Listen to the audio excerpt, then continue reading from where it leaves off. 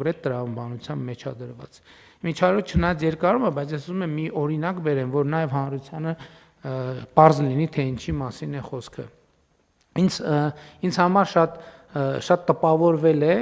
բոլորովին վերջերս նախորդ տարի մեր հարգարժան թոշակառուներից մեկի հետ ունեցած իմ խոսակցությունը, երբ որ նա ասում էր, որ 50 քանի հազար դրամ թոշակ է ստանում եւ այդ 50 քանի հազար թոշակից մոտավորապես 27-28 հազարը ծախսում է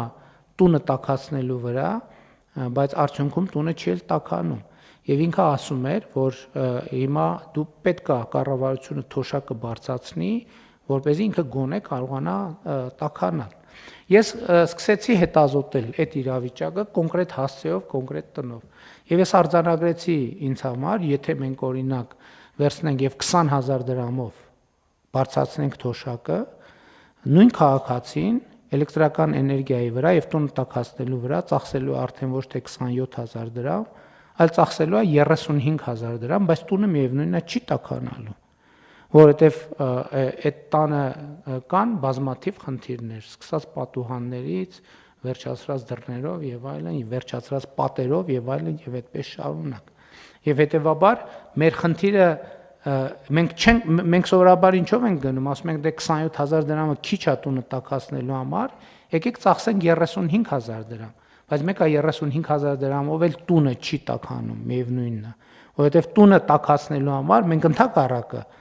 պետք է մեծ հաշվով փորձենք ծախսել ավելի քիչ, ասենք 18000 դրամ, եւ ներդրումներ անենք, որպեսզի տունը բնակարանը էներգետիկ առումով ամբողջությամբ վերափոխվի։ Սա ես այդ օրինակի թոշակառուի օրինակի վրա եմ բերում,